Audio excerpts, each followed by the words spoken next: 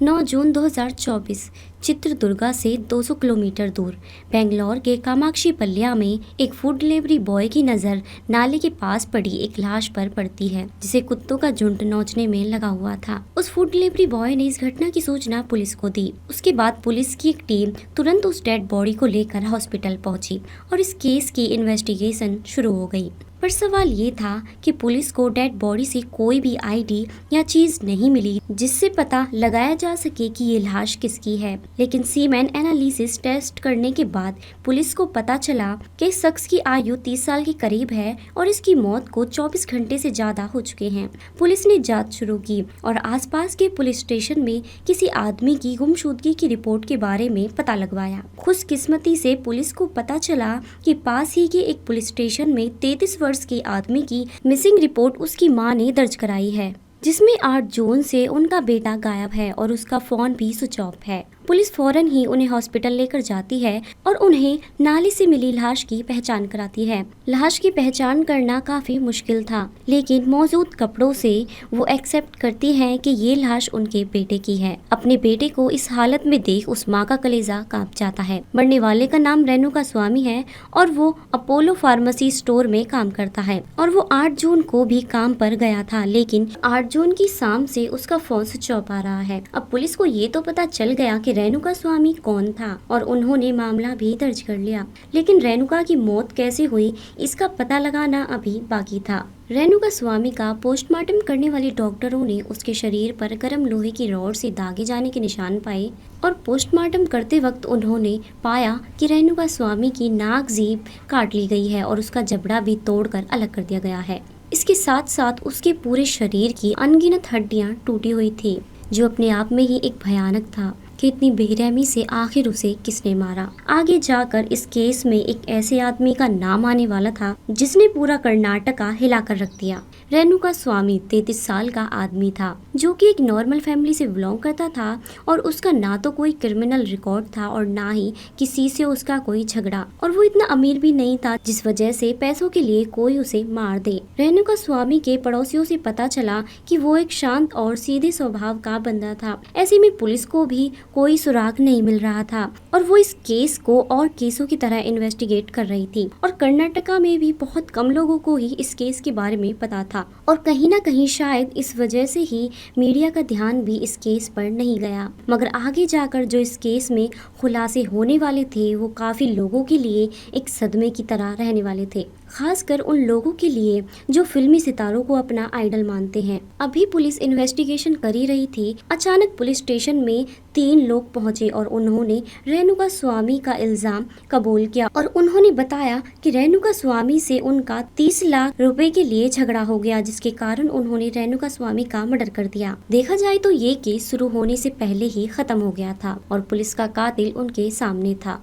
लेकिन बेंगलुरु के commissioner B Dayanand को कातिल का खुद से गुनाह कबूल करना कुछ हजम नहीं हुआ और उन्होंने सच पता लगाने के लिए तीनों आरोपियों से कुछ सवाल किए कि कत्ल कब, कहां और कैसे हुआ, और इन तीनों सवालों के जवाब उन तीनों ने अलग अलग दिए, जिस वजह से पुलिस समझ गई कि ये तीनों झूठ बोल रहे हैं।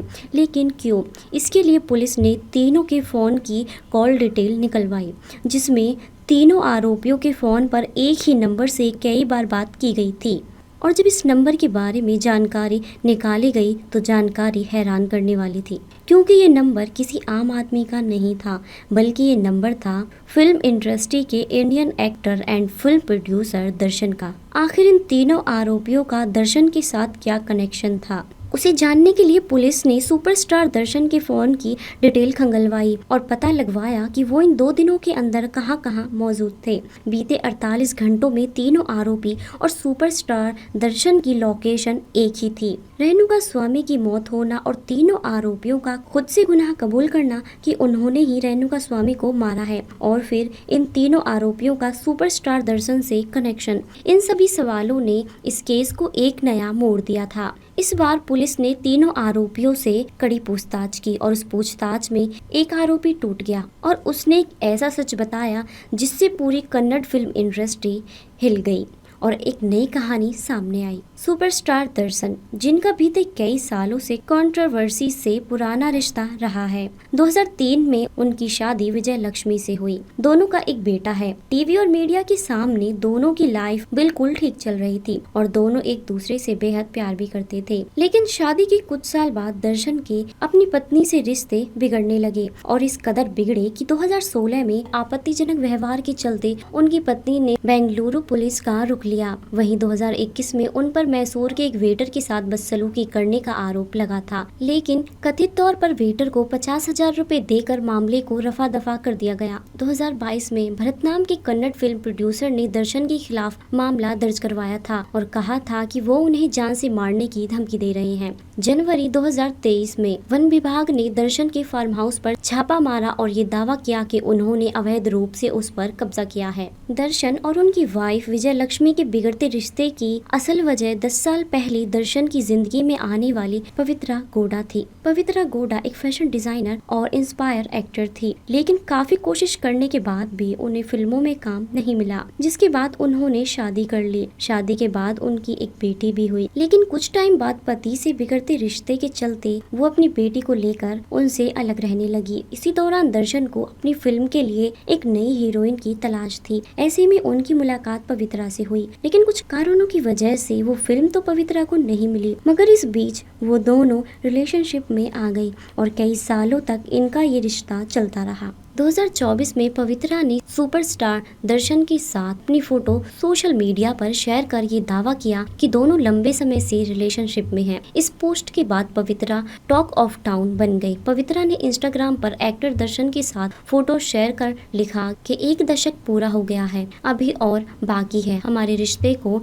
10 साल हो गए हैं। मेरा साथ देने और हमेशा मेरे साथ खड़ी रहने के लिए शुक्रिया दर्शन। उनके इस पोस्ट ने सोशल मीडिया पर हलचल मचा दी। इससे पहले साल 2017 में पवित्रा ने एक्टर दर्शन के साथ अपना एक प्रोफाइल फोटो शेयर किया, जो शायद दर्शन के फैंस को बिल्कुल भी पसंद नहीं आया। फैंस से आलोचना झेलने के बाद पवित्रा ने प्रोफाइल का फोटो सोशल मीडिया से हटा दिया। साल 2023 में पवित्रा ने एक बार फिर से एक ऐसा वीडियो शेयर किया जिसमें दर्शन उनकी बेटी के साथ डांस करते नजर आ रहे थे। मौका था उनकी बेटी के जन्मदिन पार्टी का।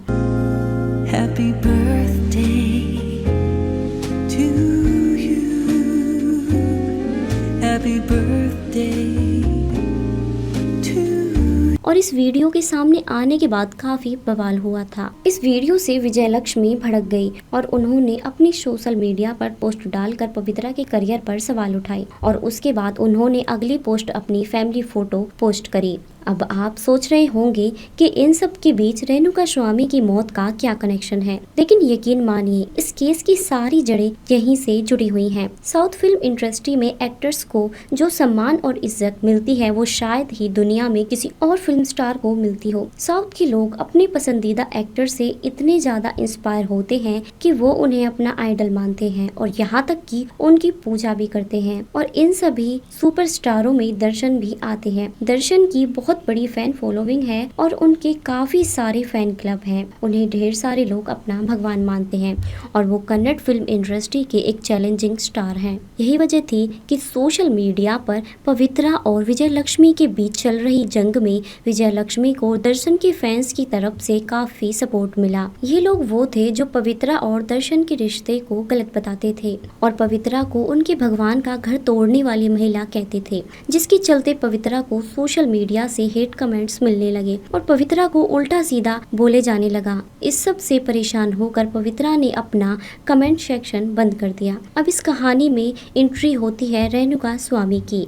रेणुका स्वामी सालों से दर्शन की सारी फिल्में हर कीमत में फर्स्ट डे और फर्स्ट शो देखने जाता था। वो दर्शन का बहुत बड़ा फैन था, उन्हें अपना भगवान मानता था। लेकिन जब पवित्रा ने सोशल मीडिया पर पोस्ट करा तो स्वामी भी उन फैंस में से था जो पवित्रा और दर्शन के रिश्ते को हेट कमेंट्स किया करते थे। इतना ही नहीं, स्वामी पवित्रा की हर पोस्ट पर कमेंट करता और पवित्रा को गलत ठहराता और उल्टा सीधा लिखता। और इतना ही नहीं, वो पवित्रा को दर्शन से दूर रहने देने की धमकी देता। ऐसे ही 1 जून को भी रेणुका स्वामी ने पवित्रा को कमेंट किया और आपत्तिजनक भाषा का इस्तेमाल किया, जिसे पढ़कर पवित्रा इतना ज्यादा भड़क गई कि उसने कमेंट के रिप्लाई में लिखा कि वक्त जवाब देगा, बस देखते जाओ। पवित्रा आग बबूला होकर सीधे दर्शन के पास गई और वो कमेंट दिखाया और कहा कि देखो कैसे कैसे लोग हमारे रिश्ते के बारे में बोल रहे हैं, ऐसे लोगों को सबक सिखाना जरूरी है। पवित्रा के बार बार भड़काने पर दर्शन ने रेणुका स्वामी को सबक सिखाने का ठान लिया।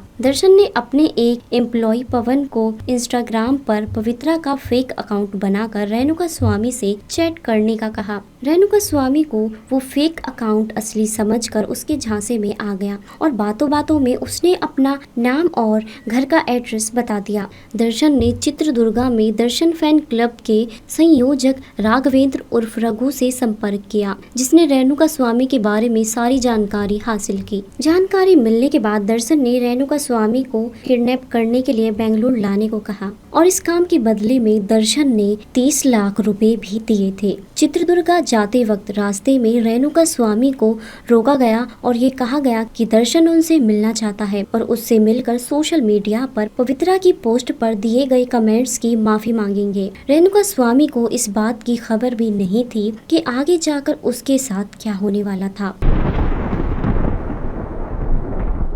राघवेंद्र और उसके अन्य साथी स्वामी को लेकर बेंगलोर स्थित शेड में ले आए। तीनों आरोपी स्वामी को बेल्ट और लोहे की रॉड से बुरी तरह पीटते हैं।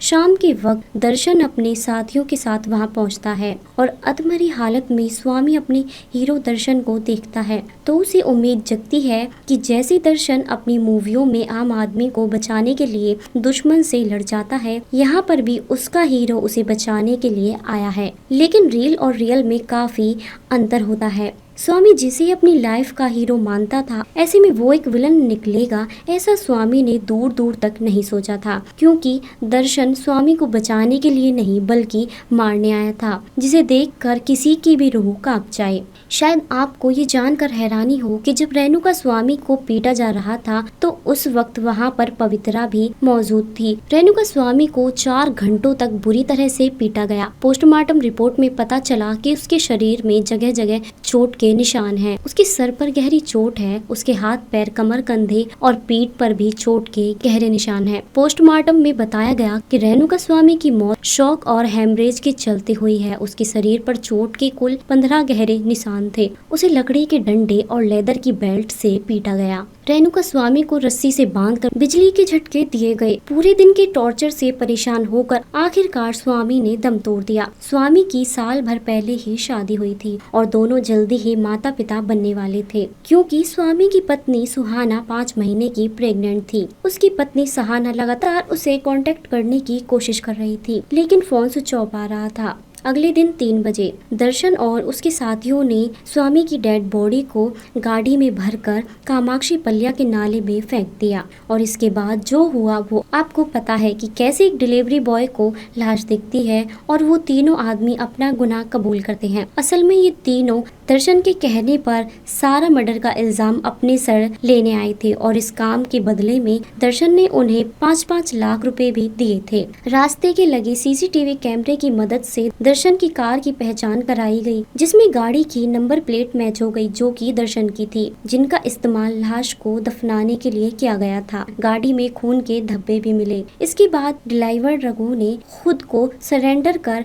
पुलिस को पूरी वारदात की जानकारी दी। रवि वही ड्राइवर था जो स्वामी को चित्रदुर्गा से बेंगलोर उसी शेड में लेकर गया था जहां स्वामी को टॉर्चर करके रखा गया था। पुलिस को राघवेंद्र के पास से 30 लाख रुपए भी मिले थे जो दर्शन ने सुपारी के लिए दिए थे। पुलिस ने अब तक दर्शन के साथ 16 लोगों को इस केस से कनेक्ट होते हुए अरेस्ट कर लिया है। ये केस अब कर्नाटका का हाई प्रोफाइल केस बन चुका है। इस मामले में कुल 16 आरोपी हैं, जिसमें पवित्रा आरोपी नंबर 1 बनाई गई है, क्योंकि उसी ने ही दर्शन को स्वामी का मर्डर करने के लिए उकसाया था, जबकि दर्शन को आरोपी नंबर 2 बनाया गया है। इसके अलावा अन्य लोग तीसरे और 16 नंबर के आरोपी हैं। इस मर्डर केस में हर नए दिन नए खुलासे हो रहे हैं। बताया जा रहा है कि रेणुका स्वामी की सोने की चैन और बटुआ चित्रदुर्गा के एक आरोपी राघवेंद्र के घर पर मिला है। जो उसने पिटाई के दौरान रेणुका स्वामी से छीन लिया था। क्या एक आम आदमी की जान लेना एक हीरो के लिए इतना आसान था कि उसने पलक झपकते ही स्वामी, उसकी पत्नी और उसके बच्चे की जिंदगी खराब कर दी? कमेंट में हमें जरूर बताएं कि अगर आपको ऐसी स्टोरी सुनना पसंद है तो हमारे चैनल को सब्सक्राइब जरूर करें, क्योंकि हम आए दिन ऐसी वीडियोस अपने चैनल पर अपलोड करते रहते हैं। धन्यवाद।